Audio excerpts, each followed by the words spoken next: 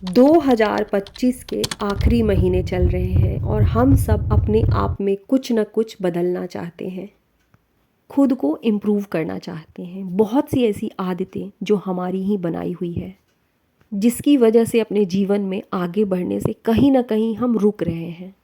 कुछ आदतें जो 2025 में हमें छोड़ देनी है खुद का एक नया वर्जन पाने के लिए।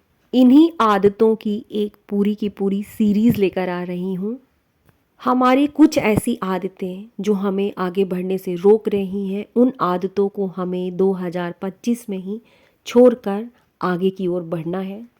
ये वीडियो का पार्ट 1 है, ताकि हम पहले से बेहतर हो सके, अपनी लाइफ को इम्प्रूव कर सकें। और हमारी पूरी ज़िंदगी तभी बदलती है जब हम अपनी पुरानी आदतों को बदलते हैं। अगर हम वही सोच, वही पुरानी आदतें, वही डर, वही एक्सक्यूज़ेस लेकर के नए साल में जा रहे हैं, तो हमारा आने वाला नया साल भी हमारी पुरानी ज़िंदगी की तरह ही रहेगा, कुछ नहीं बदलेगा। 2025 के कुछ महीने बचे हैं और अब वक्त आ गया है खुद से एक फ़ैसला लेने का।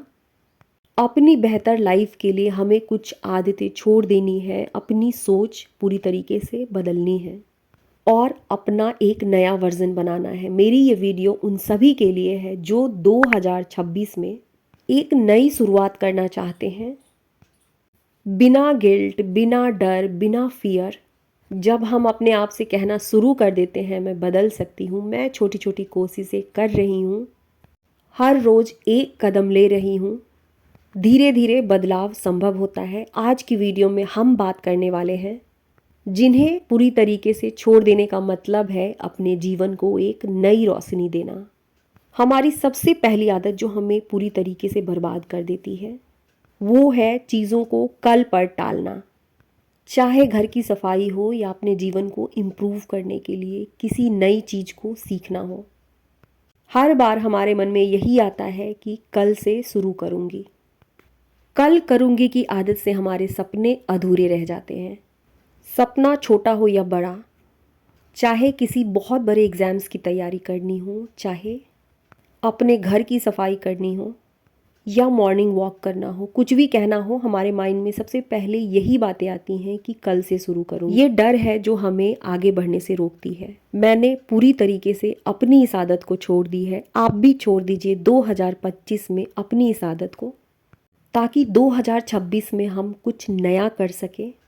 प्रोक्रेस्टिनेशन को दूर करने का एक सिंपल सा सॉल्यूशन है जिसे मैंने अपनी कई वीडियो में आप लोगों के साथ शेयर किया है।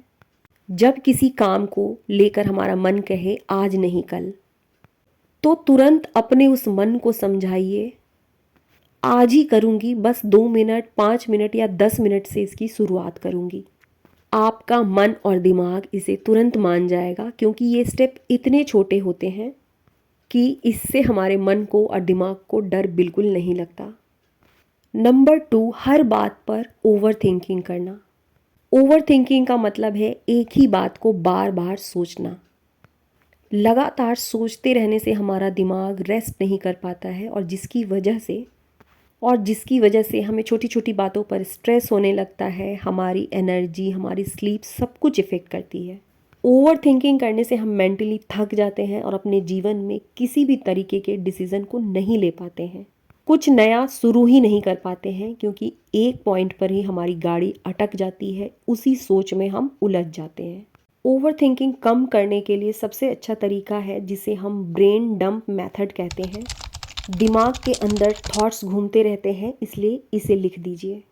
हर दिन 5 मिनट अपनी डायरी में लिखिए, क्या परेशान कर रहा है, क्यों परेशान कर रहा है, क्या इस परेशानी को दूर करना मेरे कंट्रोल में है। यदि है तो बिना डरे, बिना ये सोचे कि क्या होगा, उस पर छोटे छोटे से स्टेप्स लीजिए। यदि परेशानी आउट ऑफ कंट्रोल है, जो मेरे कंट्रोल से बाहर है, मैं संभाल ही नहीं सकती, अपनी उस परेशानी को भगवान को समर्पित कीजिए, मन को शांत कीजिए, एक्शन लीजिए, छोटा ही सही। सोचने से प्रॉब्लम सॉल्व नहीं होता। बॉडी को काम रखिए। जब माइंड ओवर वर्क करता है तो बॉडी को रेस्ट दीजिए। डीप ब्रीदिंग, थोड़ा वॉक, थोड़ा मेडिटेशन, ये सारी चीज़ें हमें ओवर थिंकिंग से बाहर निकालती हैं। अपनी फीलिंग को दबाना, जब हम अपनी फीलिंग को दबाने लगते हैं तो अंदर ही अंदर हमें घुटन होने लगती है, जिसकी वजह से हम बहुत सारी परेशानियों को फेस करने लगते हैं। अपनी फीलिंग्स को लिखकर रिलीज़ कीजिए। रोना आए तो रोना भी सही है। किसी से बोलना, लिखना, ये सारी चीज़ें हीलिंग का एक हिस्सा होती है।